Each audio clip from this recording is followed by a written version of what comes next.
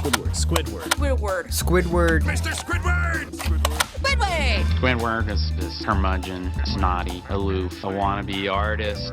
In a way, That is the creator of SpongeBob, Steven Hillenburg, talking about the character of Squidward Tentacles. Usually known to be one of the saddest characters in terms of all fiction, but I'd argue the perfect role model in any show you can think of, which sounds insane. I mean, when we look at the character of Squidward, he's grumpy, impatient, egotistical, condescending, so it's safe to assume he's a terrible guy. So what am I talking about when I say he's the perfect role model? A role model is someone that you look at and should want to imitate. Someone that is positive, hardworking, and optimistic. But Squidward is none of those things, which I think makes him the perfect example to observe somehow. Because you can easily use him as an example of what not to be. And the only reason I'm so confident with this take is because he's realistic. Everything that makes him so angry, so sad, and cynical all the time are things that can happen to you. And I don't think I want to be this type of person. And if you don't want to live a life like Squidward, where you're stuck at some dead-end job, never accomplishing any of your dreams or aspirations, well, continue watching this video as we look into the psychology of Squidward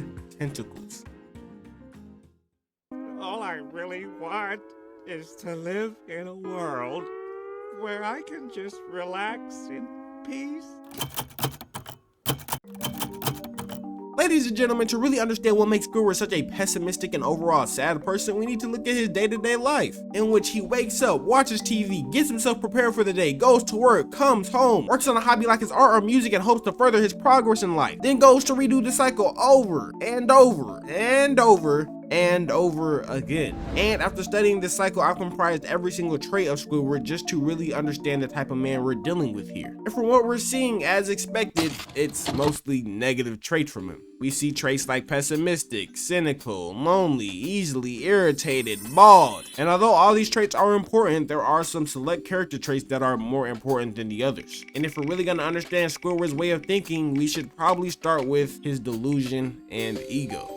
Now, before I continue to hone in on that, it's important to note that Squidward in universe is a garbage musician and artist. And usually this isn't a terrible problem if he was willing to improve his work, but Squidward thinks he's incredibly talented and believes everyone who doesn't like his work has flawed taste. I mean, just look at the episode Out of the Picture, where Squidward literally gets mad at the customers for not caring about his art presentation. And as he's trying to convince people to take him seriously as an artist, he literally starts making people throw up. Eyes are on fire, children and families are crying. Everything is going wrong strictly because of how bad his art is. And later it's kind of even implied that Squidward's whole motivation for being a successful musician or artist is people's perception towards his music and art, rather than his actual passion towards doing it. But we'll talk about this later. First, I wanted to go to an earlier part of this episode where Squidward says this. Fools don't even recognize the masterworks in front of their faces. And this right here perfectly leads us into the next trait I wanted to study, his entitlement. Despite Squidward clearly being a terrible artist in the SpongeBob universe, he will always feel like his hard work and efforts should result in fame and success. I mean, just look at the episode Culture Shock, where Squidward wants to host a brilliant talent show to get more customers at the Krusty Krab. And that includes Pearl doing a terrible cheer performance injuring multiple civilians, Gary saying meow for 3 minutes straight, and Plankton getting booed out of the restaurant. The whole show was a disaster, and the only person that could possibly save this show was Squidward Quincy Tentacles. And when he gets up there, he's absolutely killing it. Talk about absolute art perfection. But unfortunately, the crowd does not feel the same, bro, barraging him with tomatoes as they booed him off the stage. And in response, he says,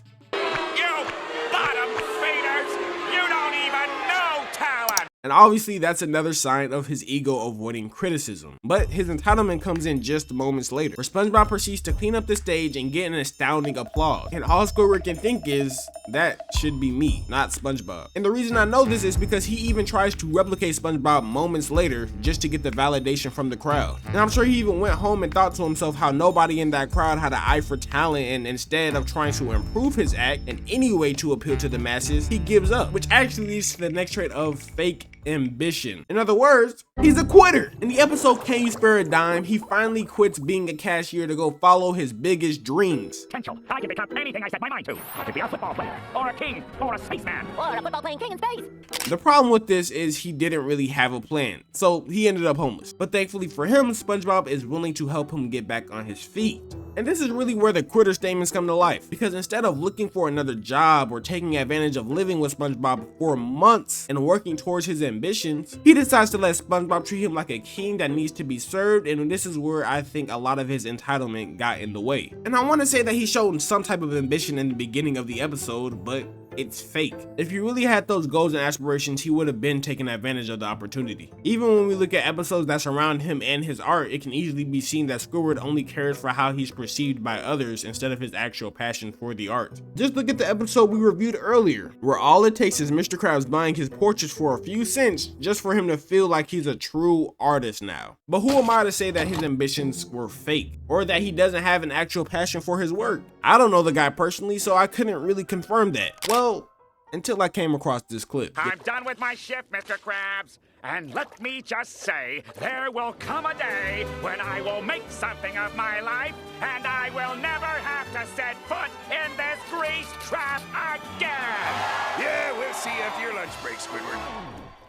Okay. And once I saw this, I came to the conclusion that Squidward is simply a quitter who portrays as someone to have large amounts of ambition but never really acts on it. Nor does he actually look to improve the position he's in life. And in the entire last few episodes, all Squidward has wanted was that recognition and being treated like a king. And the reason for this? Well, because nobody has more of that validation than his arch nemesis, William Fancy Son, leading us to the next trait of envy. Now, to understand why Squidward has so much envy for Squilliam, we have to go back to the first episode this rivalry is exposed to us, Band Geeks, where pretty much Squilliam is the world famous musician and artist that Squidward wants to be. At the beginning of the episode, he gets mocked for selling fast food and simply not having some world renowned band to play with him. But to prove Squilliam wrong, Squidward finds a way to put together a band and successfully put on an amazing show loved by millions. So it's safe to say that Squidward finally accomplished what he wanted to. He got that happy ending he needed. But even when Squidward does have the upper hand by the end of this episode, the very next episode Squilliam is in, he still wants some type of validation from him and still longs for his lifestyle. I can only sit here and think, why? Why is Squidward so egotistical and protective about his art? Why does Squidward care so much about the perception of others? Why does he even feel the need to be praised in the first place? Why is Squidward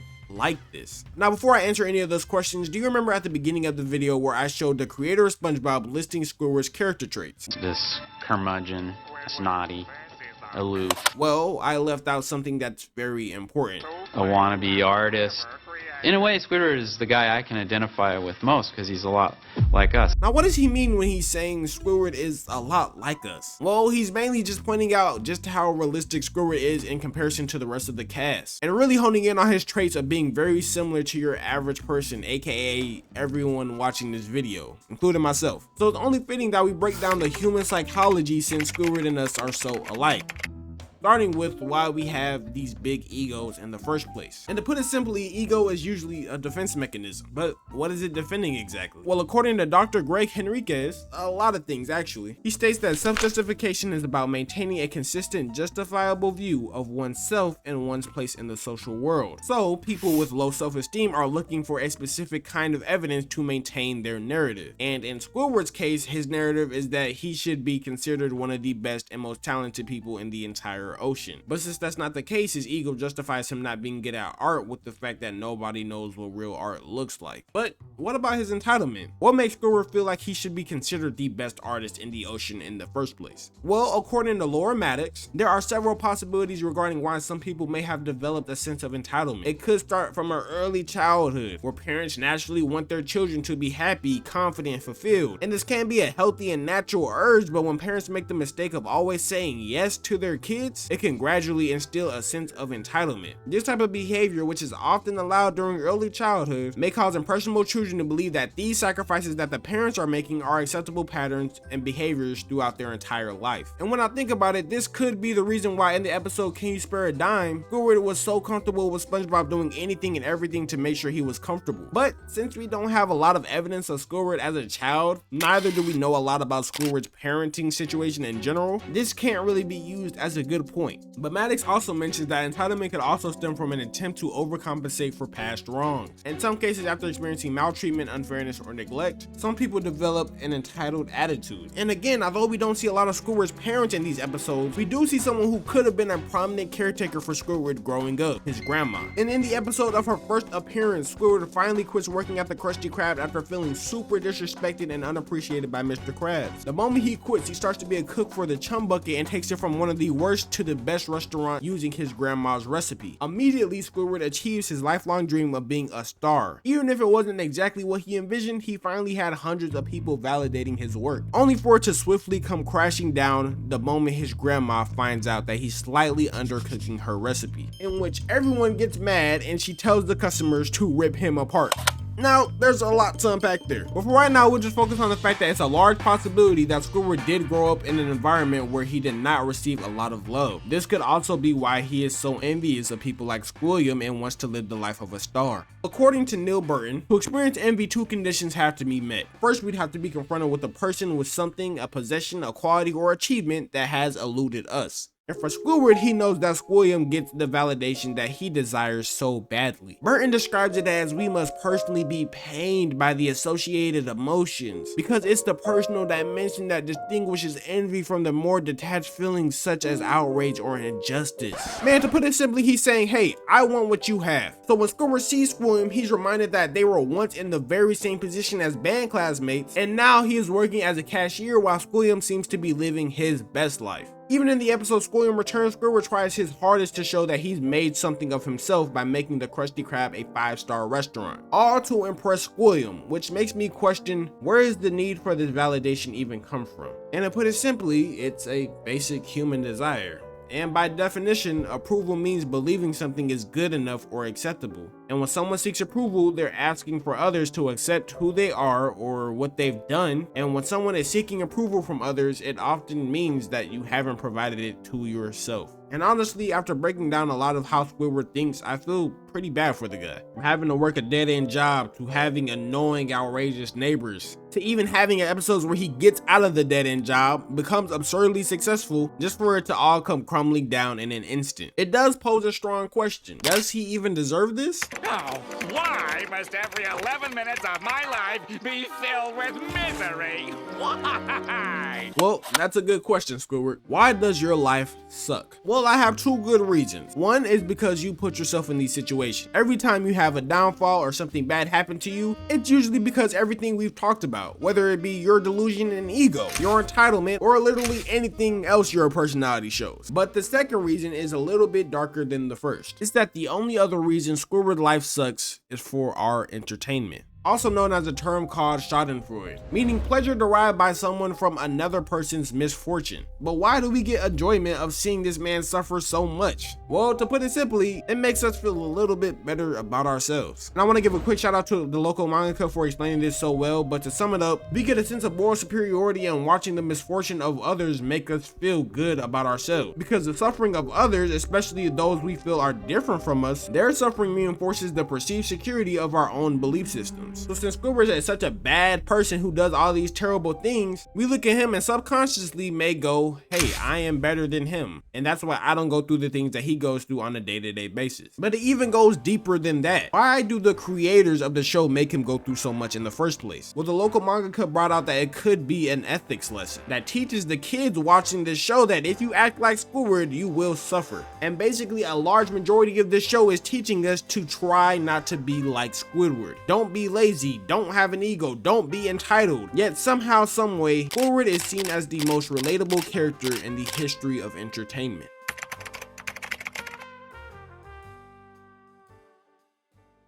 Here are the percentages of people that hate their jobs. And here are the percentages of people that have something they have yet to accomplish in their life. And this is the same clip we've been seeing of Steven Hillenburg saying he's just like us. Squidward hates his job, but he wants the fame, glory, and validation from others. He can be full of himself at times, which are naturally things that we all feel on a day-to-day basis. And although I think it sucks on how many people think he's so relatable, I'd just be lying if I said he wasn't at all. We all feel the same way Squidward does at some point or another, whether it is a pessimistic view on a situation or just an overall cynical outlook on life. And that's okay. What I'd say isn't okay is going into a situation with a pessimistic viewpoint at all times. And while I was doing research for this video, I came across this comment. Squidward is basically a look in the mirror for us and an inescapable cycle of sadness and unfulfillment in life. And this is where I just draw the line, bro. See, relating to a character and damn near idolizing them are two different things. I'm sure a lot of people can relate to Squidward working a low-paying and unsatisfying job, or even him struggling as an artist. But you can do that without thinking that this makes him some type of good person or someone that should be viewed as some final destination where everyone ends up in life. And I believe that once you do stay in the mindset of someone that is thinking negatively all the time and practically placing limits on yourself, that you can easily destroy your entire world. And all I can ask and hope for while you're watching this video is that you learn from Squidward. And like I explained earlier, in this video, I want us to be able to use Squidward as an example of what not to be. And since I know that there are so many people like him in the world, I want to give as much advice as possible for those who feel like they can relate to Squidward in any negative ways. Or maybe you know somebody like this and may want to help them in the future. Starting off with quick stuff like ego and entitlement. And one of the first steps to getting better with this is recognizing that you have an ego. Like we talked about before, ego is a defense mechanism that tries to protect your self-image. It can stem from fear of not being liked, admired, or being in power like you want to be. And you have to learn that that's okay. Not everybody's gonna have the same perspective on you. And one of the few ways to actually get over that egotistical mindset is to actually humble yourself. And learn that as rough as it may be, not everybody's paying attention to you. Which leads to the next piece of advice, which is to stop comparing yourself to others. We saw how Squidward drove himself crazy by being envious and comparing himself to Squilliam. Hell, it's something I struggle with as well. It's tough out here knowing that there are 19-year-old millionaires to even successful people younger than me, and I'm sitting here breaking down the psychology of some octopus in a cartoon. But the best way I personally handled it is appreciating the little thing. I know that I can somewhat make people's days better, even if it's the smallest amount of just making them smile. Even with the goal of some of these videos, I can only hope that what I say resonates and helps people with their current situations in life,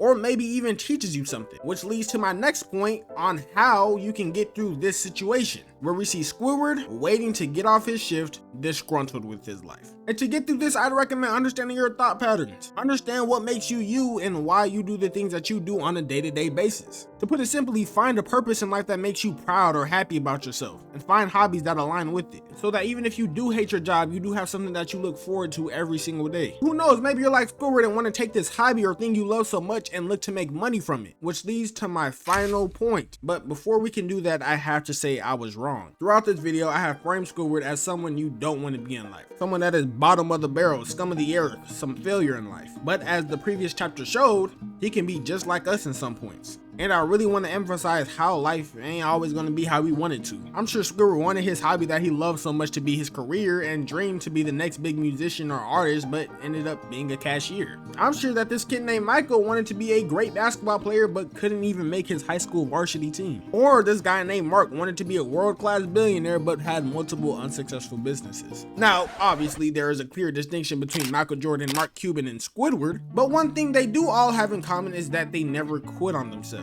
And earlier in this video, I did say that Squidward had fake ambition, but when we really dove into his psychology, we really saw that he had a lot of problems with validation from others, and his ambition was always there. Now, if it's for the right reasons or not is up to you, but there is no doubt that Squidward does not quit on his dreams. And if there is anything I want you to take away from Squidward, it is his one redeeming quality to never quit on yourself. Because you never know when your life can change for the better, so don't miss that opportunity, no matter how many setbacks you may face in your life. And always remember to stay blessed.